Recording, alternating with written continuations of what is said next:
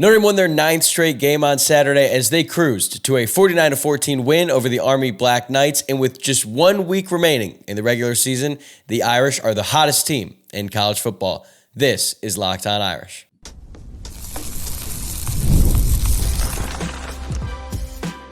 You are Locked On Irish, your daily podcast on the Notre Dame Fighting Irish. Part of the Locked On Podcast Network, your team every day. Hello and welcome in. This is Locked On Irish, your daily Notre Dame podcast. My name is Tyler Wojciak and I'm the host. I'm a Notre Dame alum and producer at Fox Sports. And today is Monday, November 25th. So thanks for starting your Thanksgiving week by making this your first listen of the day. Please take a second to hit that subscribe button on YouTube, Apple Podcasts, Spotify, or wherever you may be tuning in today. And today's episode is brought to you by FanDuel. New customers can place a $5 bet, and you'll get started with $150 in bonus bets if you win your first $5 bet. Just visit FanDuel.com to get started. Notre Dame went into Yankee Stadium, and they dominated yet another opponent. This time, it was the 19th ranked Army Black Knights, who turned out to be on the wrong end of a beating as the Irish dominated from start to finish on their way to a 49-14 victory. There are plenty of things that I want to talk about today, including what this means for Notre Dame's spot in the college football playoff race after a wild weekend of college football, to some outstanding performances from the likes of Jeremiah Love, Christian Gray, and several others. But I want to start by looking at the big picture, because I think at this point in the season, it's safe to say that Notre Dame is the hottest team in all of college football. And with just 1 week left in the regular season, the timing could not be better. Since that loss to Northern Illinois, Notre Dame has outscored opponents 399-92. The average margin of victory during that span, 34 points, aka 5 touchdowns. Notre Dame is beating their opponents by an average of 5 touchdowns a game. That's quite a lot. They have been able to empty out their bench in the last 6 games. So not only are the backups getting in and getting meaningful reps, you're getting walk-ons. Everyone's out there. Everyone's having fun during this stretch. The only time during this 9-game winning streak that Notre Dame did not win by double digits was against Louisville, when the Cardinals scored a late TD in the fourth quarter to cut the deficit from 14-7.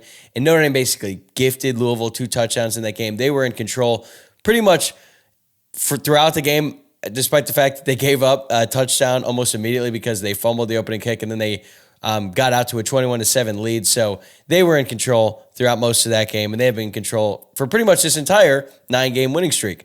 When was the last time you felt stressed watching a Notre Dame game? Like, when did you really think that the outcome was in doubt? Because for me, it was probably the Louisville game. And even then, like, it was stressful in a way. It never really felt like Louisville was going to win that game. So it's really been since that Northern Illinois loss that Notre Dame has felt any legitimate stress. And even that Louisville game was on September 28th. That's basically 2 months ago. So it has been a long time. This is as dominant of a stretch during one season that I can remember. And it's honestly weird for me going this long watching Notre Dame without feeling some sort of crippling anxiety. We all get emotional. We all get attached to these games. And the fact that Notre Dame is just going out there, handling business, and then moving on to the next opponent, it's great. It's a lot of fun. It's a lot more fun than sweating it out in the fourth quarter against a MAC team. I can tell you that much. But Notre Dame is dominating in every single phase. It's not just one side of the ball carrying the way. Even though the defense has been spectacular throughout the season, the offense has been efficient and explosive.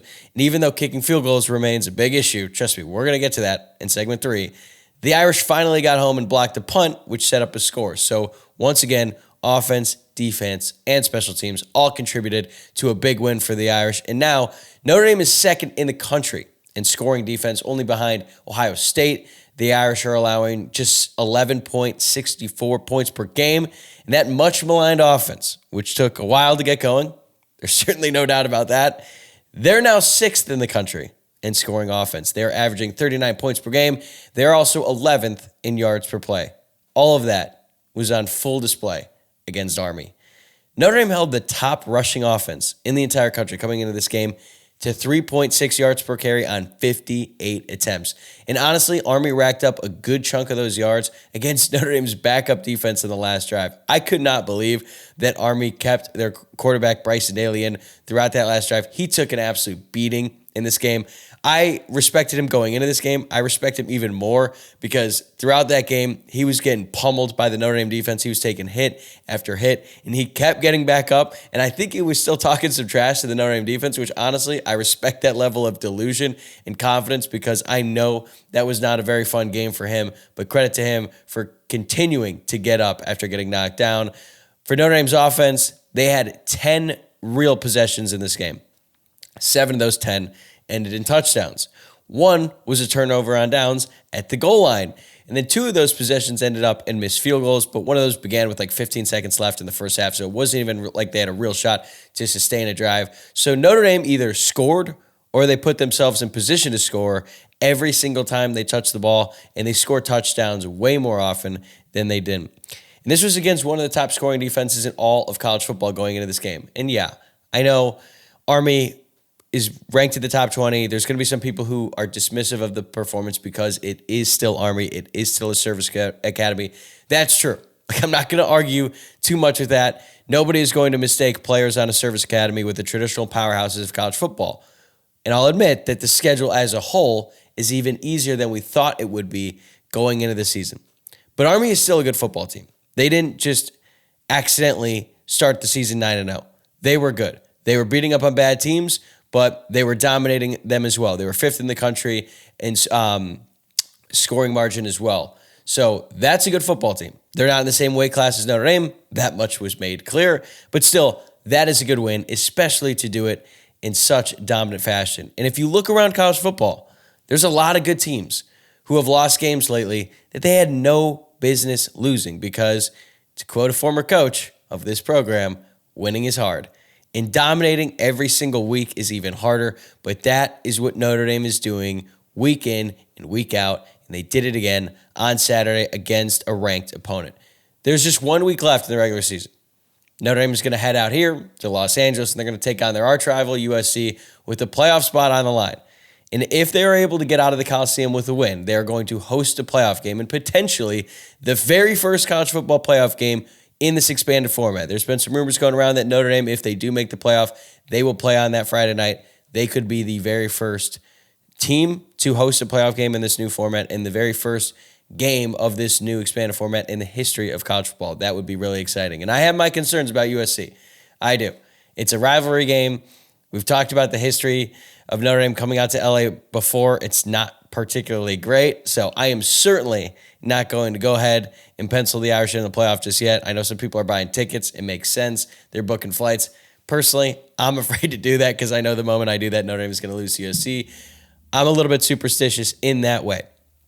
But you should feel confident about Notre Dame going into this game because they have given everyone every reason to believe that they are going to go out there and dominate whoever is in front of them, especially a team who has a 6-5 record, even though they are an arch rival. And if you look around college football, nobody is doing it on a week-to-week basis like Notre Dame has been doing it for the past few months. Ohio State has looked really impressive since their loss to Oregon.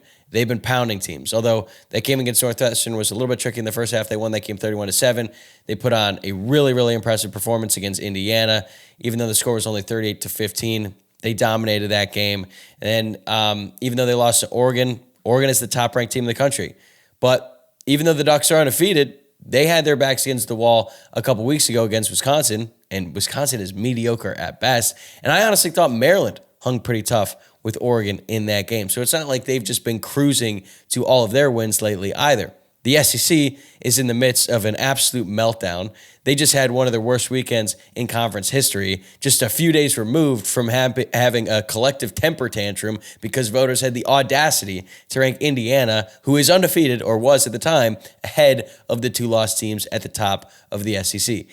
The Big 12, I don't know what to do with them. They're a chaotic mess.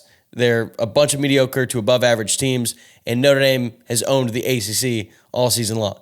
So you look across college football, there's plenty of good teams, sure. There's plenty of good teams that would give Notre Dame some problems, but no one is definitively playing better than Notre Dame is at this point in the season. Notre Dame still has 1 game left to go, but they are playing their best ball at the perfect time, and that's a really good place to be. All right, coming up, we're going to break down the best performances from the game against Army, including one for the books by Jeremiah Love. That's next. Today's episode is brought to you by FanDuel. Get ready to tackle the NFL action with FanDuel, America's #1 sportsbook. Because right now, new customers can bet $5 and get $150 in bonus bets if you win.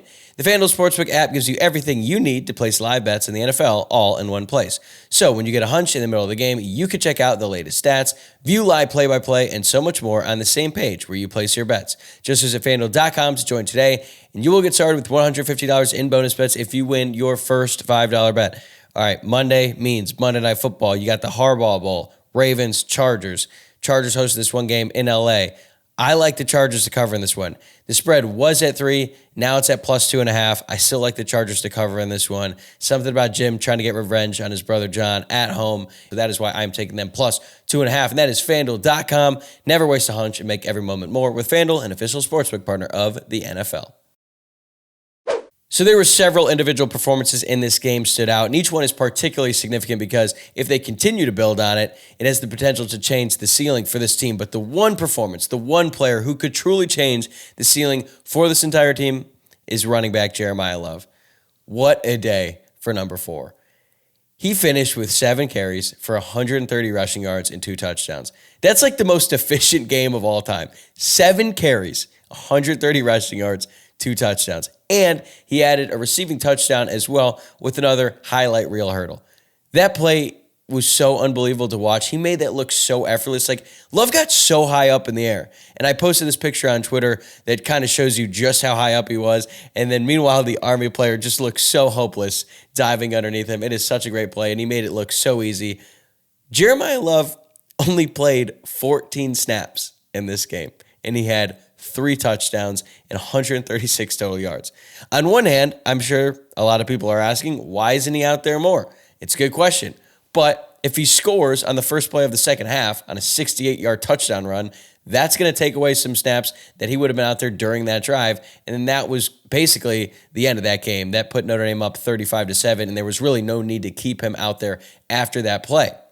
And Notre Dame has had some really, really good backs come through as of late. Wojciak was a really, really good running back. Kyron Williams is amazing, one of my all-time favorite Notre Dame players to root for. I think Jeremiah Love is the most talented. The fact that he's only a sophomore is kind of crazy. Like, I think he would be drafted in a pretty early round if he left for the NFL after this year. Fortunately, Notre Dame gets to have him for one more season. But even though Jeremiah Love was outstanding in this game, the other running back, Jadarian Price, he showed why he deserves to be out there as well. He played 25 snaps in this one. He finished with 10 carries, 53 yards, and 2 touchdowns. I think that second touchdown run was one of the best runs of his career. That was really, really impressive. Just refused to go down, threw off a couple Army defenders, and then showed off his burst to get in the end zone. That was a really great run. And something that we have been talking about on the show is the way that Notre Dame has managed their running backs and how Aeneas Williams has sort of emerged. And that's been really good to see. He had another nice game in this one, had a nice 58-yard touchdown run in this one. So that was really good for him. But we started to see a lot more Price and Love going back and forth, and you get to see what they both bring to the table. They're both home run hitters. Obviously, Jeremiah Love showcased that with his 68-yard touchdown run when he went untouched to the end zone. Just hit the hole, and there was no chance that any Army player was going to be able to catch up with him. But Jadarian Price is really good too, and he deserves some touches as well. And he was out there. I was happy to see him get a little bit more action than he has these couple weeks because I just think he's so, so good. And even though I like what Aeneas Williams can do in pass protection and as a receiver, those are your 2 best backs. You need to give them the ball, and that's what they did. At quarterback, I thought this was Riley Leonard's most efficient game of the season. He finished 10 of 13, 148 yards and 2 touchdowns, 0 picks. But what I really liked from Leonard in this one was how aggressive he was throwing the ball downfield. His 11.4 yards per attempt is the highest number for him all season long, and he had an average depth of target of 9.6. So that's the average yards through the air that he's throwing the ball downfield. So he's not just throwing little dink and dunks all game long. I thought that touchdown pass to Jordan Faison was great to kick off the scoring of this one, and he was in a really, really good rhythm during the first half. He was decisive. He was making good, accurate throws, and even the biggest Riley Leonard detractors have to admit that he looked really good in this game. Even though the stat sheet isn't really going to blow you away, they just didn't really need him to do much. He only threw the ball 13 times in this game, and when he threw, he was really, really good overall in this game. He was also distributing the ball to a bunch of different receivers. That's something that we've become accustomed to. 8 different players caught passes in this one, which is a high number considering Notre Dame only attempted 18 passes total. They completed 14 because Steve Angeli got some action there at the end. when you run for 275 yards in a game and you go up that big early, you don't really need to pass the ball a whole lot. Notre Dame didn't need to in this game, but it was a good bounce-back game for Bo Collins. 4 receptions, 37 yards. Chris Mitchell had a nice 28-yard gain as his only catch in this one. Mitchell Evans and Jaden Harrison both added a couple catches as well. Greathouse only had 1 catch for 15 yards, but Leonard missed him there in the end zone on 1 play. And the fact that Greathouse was even out there was really good for Notre Dame, considering he suffered a blow. He had a shoulder injury last week against Virginia, and when it first happened, it looked really painful. So the fact that he was out there getting 1 catch is a good sign for Notre Dame. And I thought the offensive line was excellent in this game as well. They dominated the line of scrimmage. They only allowed 2 pressures on Riley Leonard all game long. And welcome back Billy Strouth, because I thought that was his best game since coming back from injury. And as a whole, the offense took a step forward, and that is something that they definitely needed to do, because they kind of stalled a little bit against Florida State and Virginia. Even though they won those games by a lot of points, there was just a lot of empty possessions out there for the offense. And then when you're playing a team like Army, who's going to win the time of possession battle because of the triple option, you cannot afford to have just empty possessions like that on offense. And Notre Dame did not have that at all in this game. I really liked Mike Denbrack's game plan for the most part, except for the goal line play calling. We'll get to that in the next segment. But just really, really good performance from the offense. And it's good that they are putting the pressure on their opponents. They were dialed in from the start in this one, and it was great to see. As for the defense, they were dominant once again. Basically the case for pretty much every game this season. But to me, there's a few players who stood above the rest on defense. I think this was Jaden Osbury's best game in a Notre Dame uniform.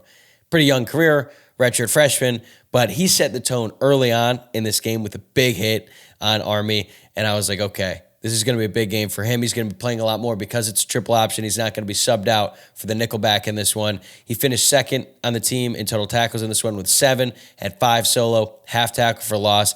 His athleticism and football IQ were on full display in this one. He was constantly diagnosing what Army was trying to do and was able to make the plays.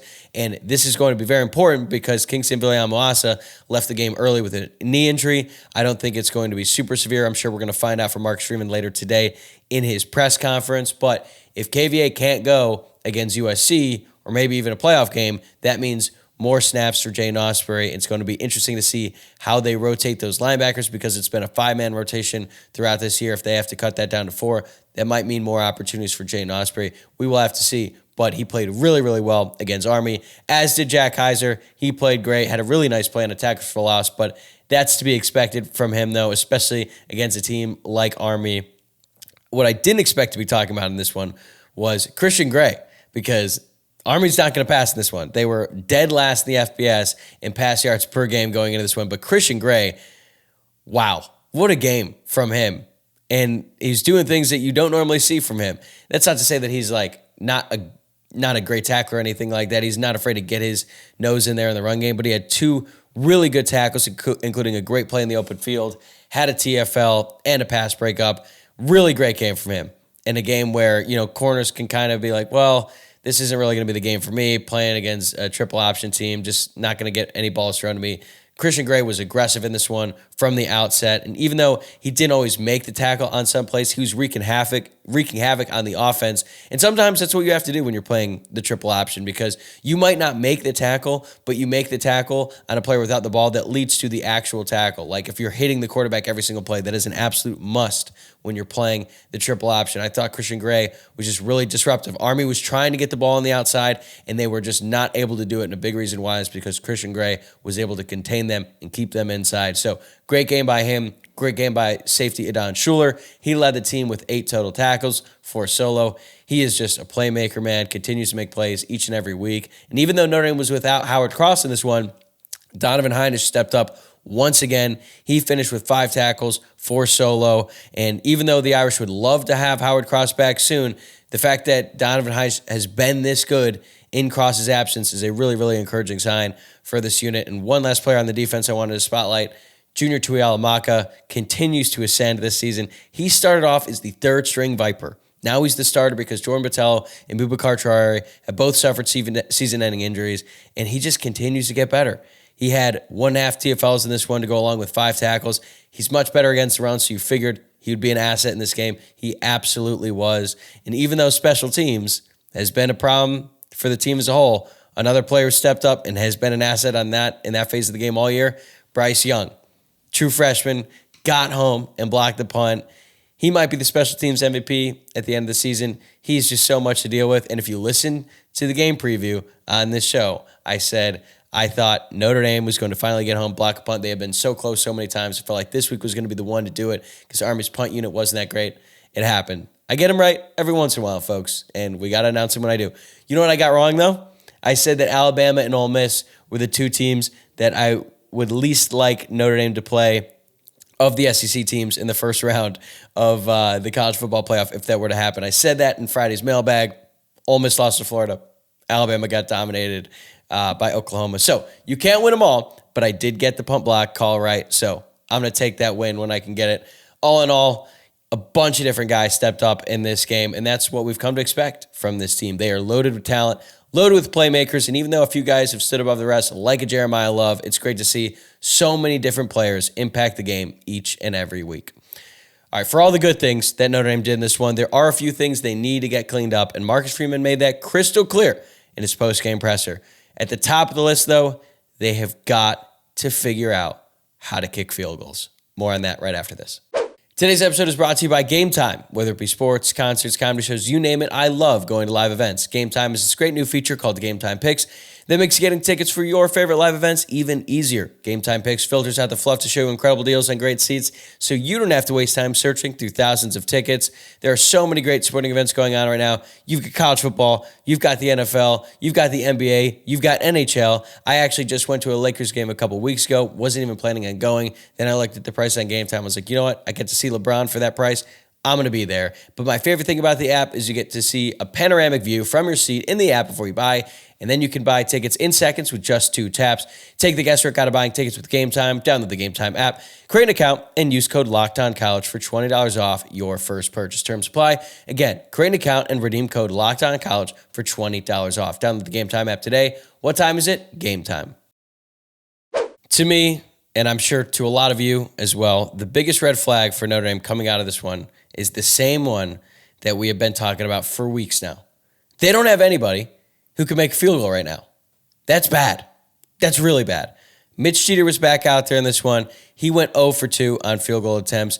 The first one was a 48-yarder, which was probably pushing it considering he's still kind of recovering from that hip/groin injury that he suffered early on in this year. It was supposed to be a 43-yarder, but a procedural penalty backed it up. That cannot happen. We'll get to that. And that 48-yarder that he kicked, it never really stood a chance. The second one was blocked, but it looked like the timing's off in that operation. I'm not sure if it was Jeter or what, but it didn't seem like they were all in sync at that point in time. And as a team, the Irish have missed their last 4 field goals attempted.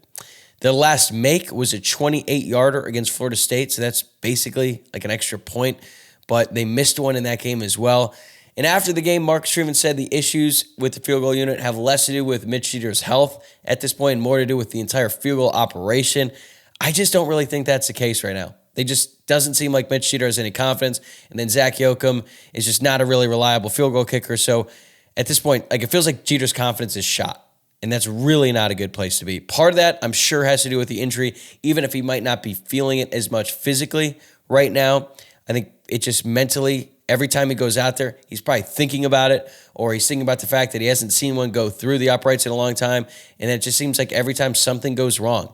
So the best case scenario for Notre Dame right now in this field goal problem is that they don't need to kick a field goal against USC, and whatever issue is plaguing Mitch Jeter can heal up in time for the playoff game, and he's going to be good to go. But even then, I don't think he's going to be right mentally, because if you go that long, that long of a stretch throughout the season where you're not really making field goals, you're not part of the game in any way, and every time you do go out there, like the last several times, you're just reminded of the fact that you cannot make it, or they're blocking it, or just things aren't going right. I think that affects you.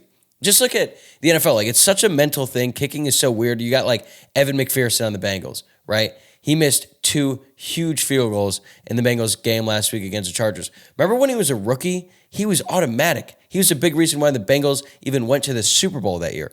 So you know he has the talent. He's in the NFL. He's proven he can do it before. But then once you start missing a few, it gets in your head, and I'm afraid that's going to be the case with Jeter, even if he's healthy or not. So what is Marcus Freeman to do? I don't know. It's a really tough spot. Like, do you go to Zach Yoakum full-time when you know he's not as good as Mitch Jeter? Do you go to Eric Goins, like 30-year-old guy who they got as a preferred walk-on. I mean, again, he's good on kickoffs, not really as good kicking field goals. So they are in a really tough spot right now. It's not working. And frankly, I don't think it's going to get solved. There's no reason to believe that Mitch Cheater is just going to be like, all right, I'm good now. I'm going to figure it out, because every single week it's actually getting worse. So if Notre Dame's offense is not able to score touchdowns and they have to rely on a field goal kicker in the USC game or in a playoff game, that could be the end of their season. Really.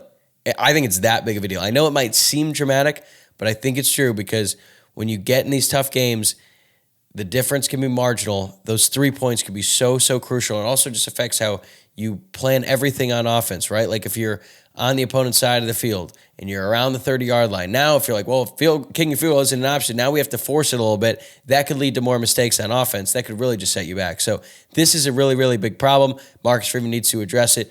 But frankly, I don't even know if the solution is on the roster. They just kind of have to hope and pray that Mitch Cheater heals up 100%, and that helps build his confidence back up, because that seems like the only way out for this group right now. A couple other things that frustrated me in this one: the goal line offense.